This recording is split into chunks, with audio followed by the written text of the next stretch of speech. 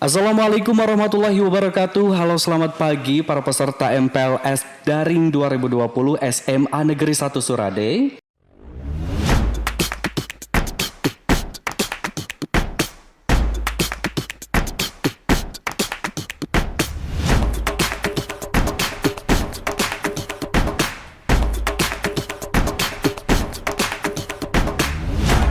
Selamat menyaksikan.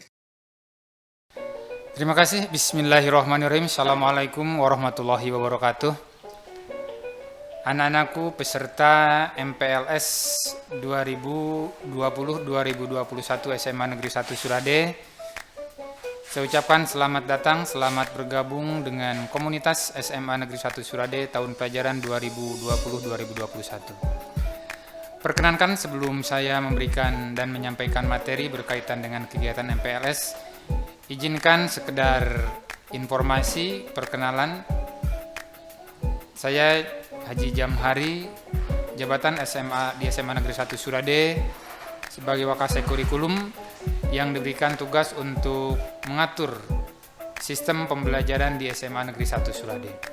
Berkaitan dengan kegiatan ini, hal yang atau materi yang akan saya sampaikan yaitu berkaitan dengan bagaimana adik-adik, anak-anakku yang tercinta untuk mampu bisa mengikuti pembelajaran dengan baik di SMA Negeri 1 Surade. Kata kuncinya adalah kita berusaha untuk mengefektifkan sistem kegiatan mulai dari para siswa, guru, dan yang lainnya.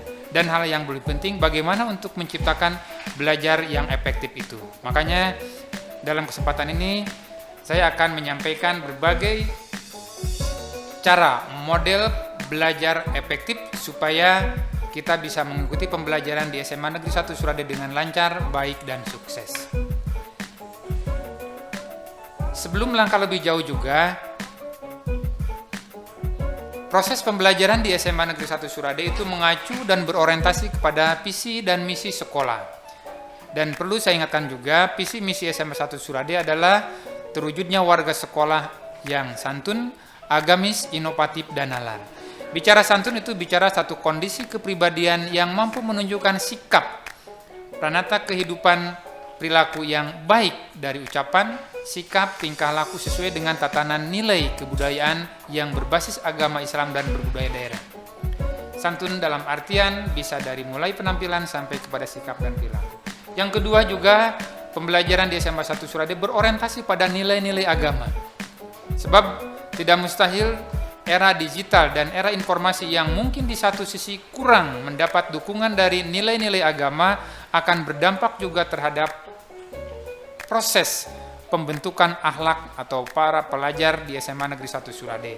Makanya SMA 1 Surade memiliki satu orientasi ke depan, itu ingin mewujudkan warganya juga yang agamis.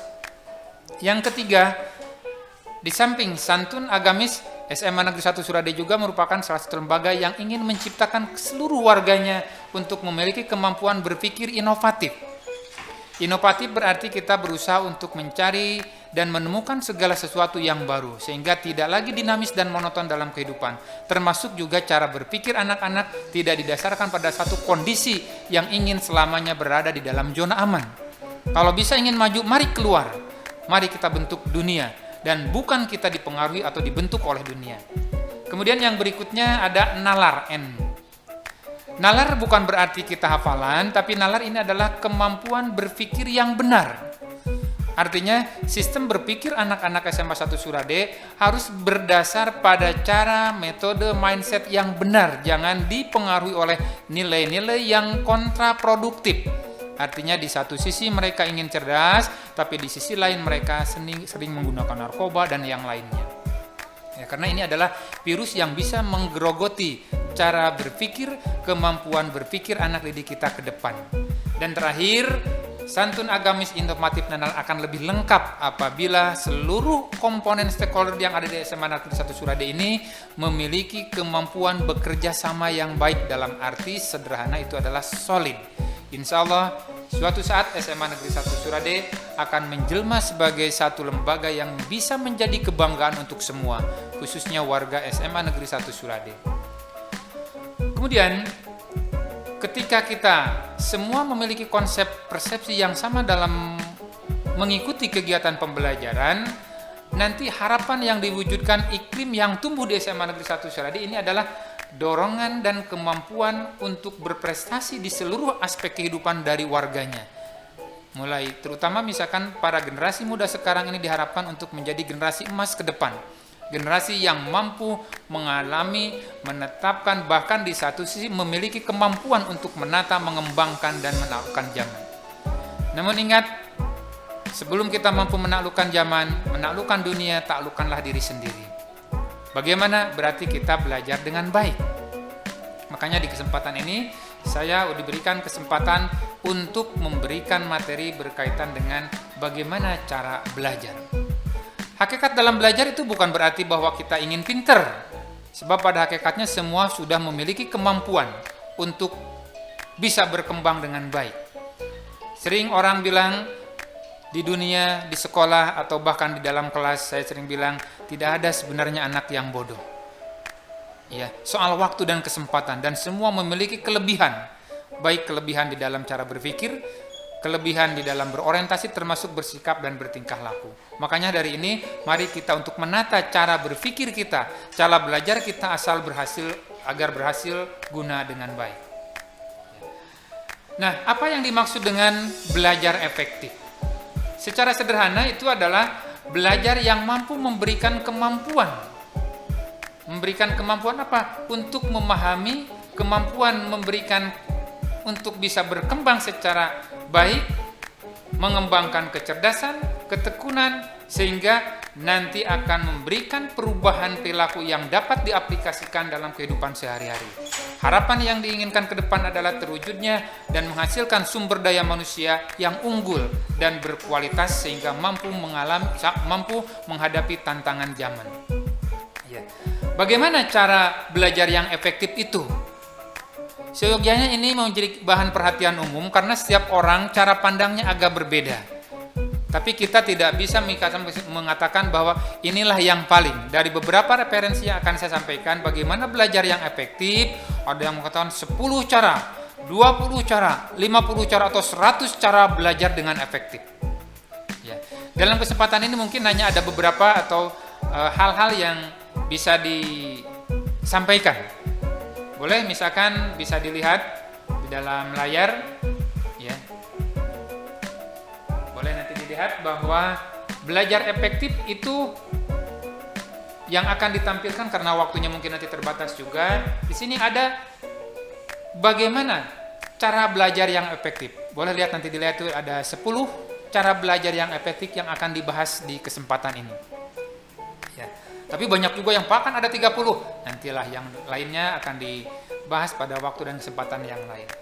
Apa belajar efektif yang pertama? Boleh sambil dilihat, boleh dicatat juga apakah saya sudah efektif atau tidak, boleh. Yang pertama adalah memiliki niat yang kuat dulu. Jadi tanamkan dalam diri kalian, dibalik dulu ya, dibalik. Boleh dari 10 dulu, karena saya untuk mencoba memberikan satu model yang induktif dari akhir dulu, boleh. Ya, ini dari yang seperti memiliki niat yang kuat. Mungkin ketika kalian di SD, di SMP ada istilah bahasa siapa yang keyeng tangtu parang man jada wa jada. Jadi tanamkan dalam diri kita bahwa saya mau belajar. Ya, soal nanti bisa atau tidak tergantung sebab semua adalah berproses. Ketika kalian di hadapan belajar misalkan membaca susah ketika di awal, tapi ketika mau mencoba insya Allah bisa. Karena peribahasa mengatakan bisa karena dia biasa.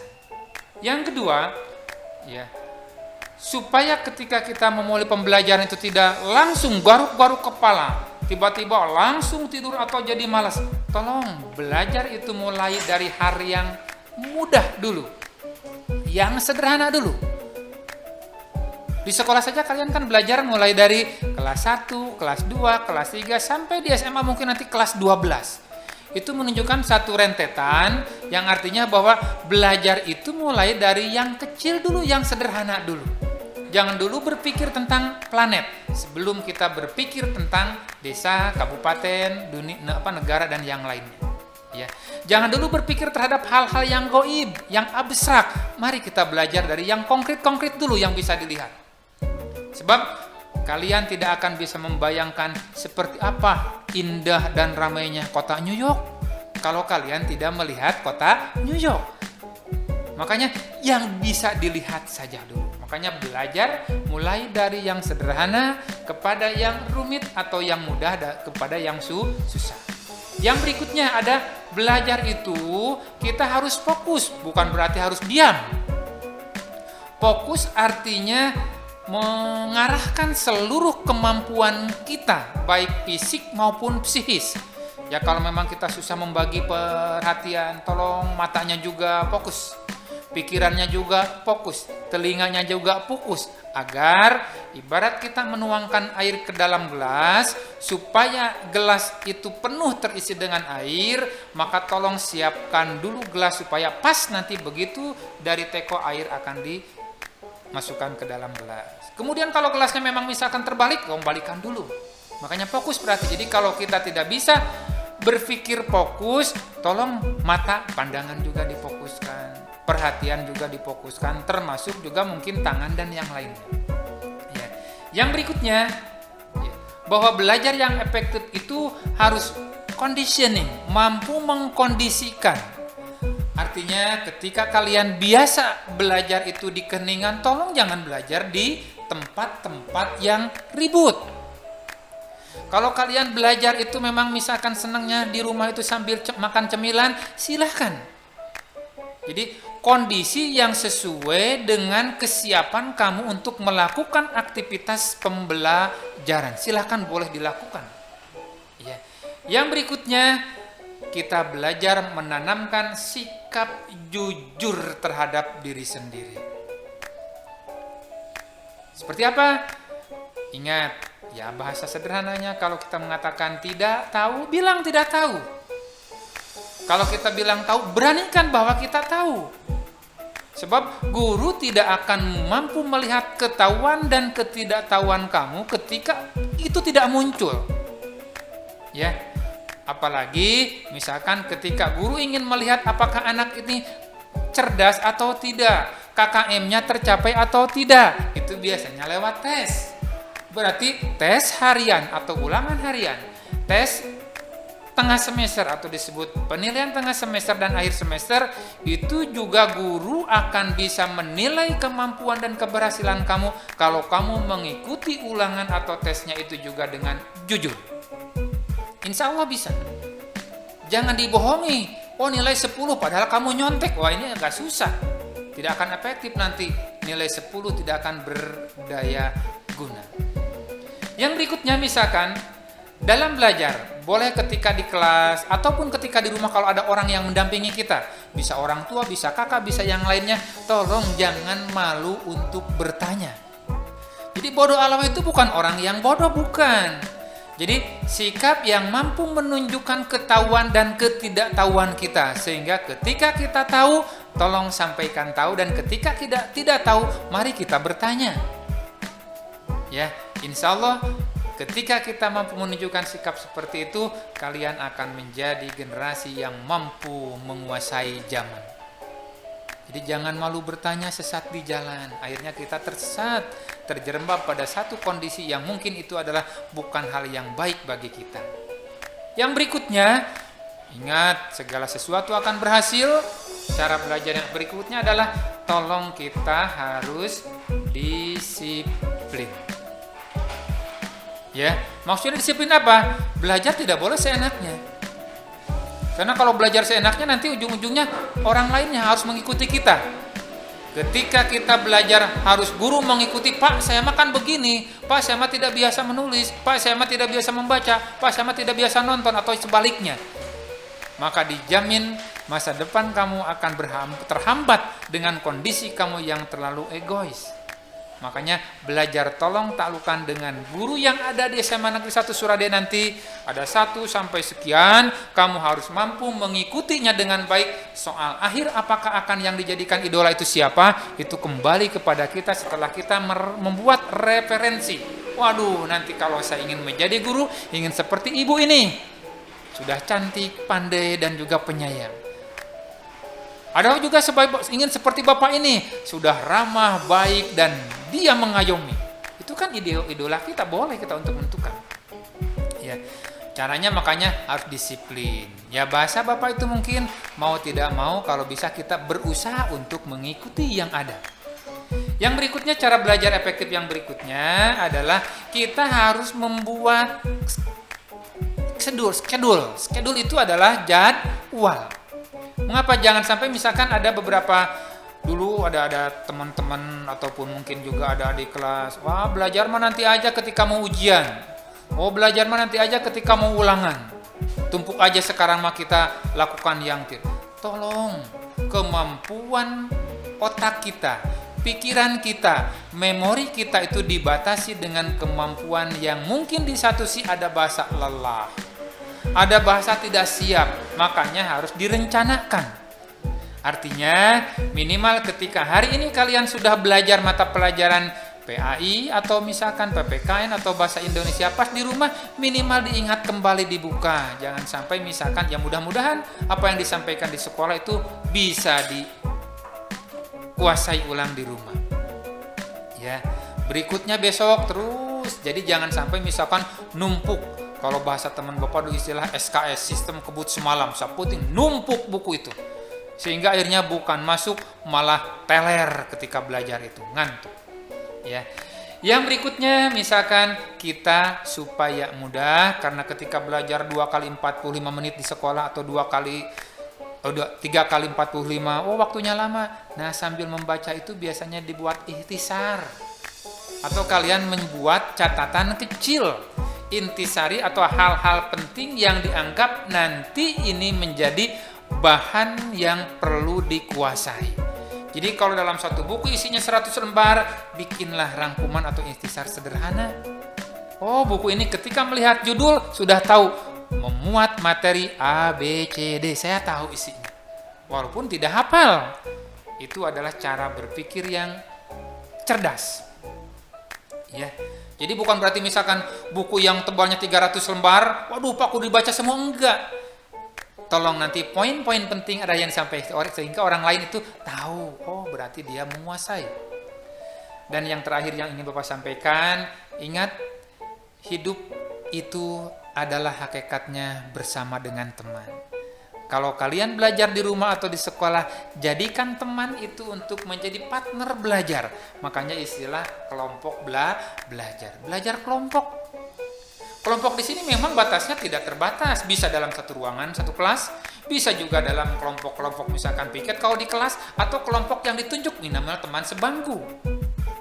Ya, akhirnya bisa saling tukar pikiran.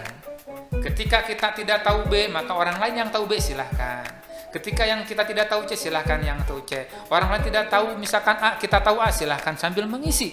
Yang akhirnya lengkaplah kemampuan kita dalam suatu kelompok. Nah itulah mungkin anak-anakku tercinta, ya cukup 10 saja dulu lah untuk melihat dan menjadikan bagaimana kita supaya mampu belajar dengan baik, berdaya guna sesuai dengan apa yang kita harapkan. Ada 10 poin sesuai dengan layar tampilan di samping, ya.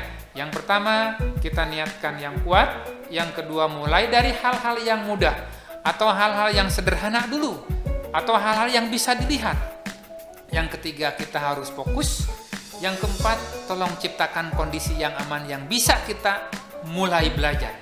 Yang berikutnya, biasakan jujur, dan kalau bisa aktif dalam bertanya. Dan silahkan juga harus disiplin. Di samping disiplin buat perencanaan kelas kedua misalkan. Kemudian yang berikutnya supaya nanti suatu saat untuk mengingat kembali buat ikhtisar atau catatan-catatan kecil yang membuat kita suatu saat mudah mencarinya. Dan terakhir, maksimalkan orang-orang yang berada di sekeliling kita dengan cara belajar kelompok. Itu saja anak-anakku yang berbahagia, mudah-mudahan ada manfaatnya. Lebih kurangnya mohon maaf. Bila itu berkenan, assalamualaikum warahmatullahi wabarakatuh.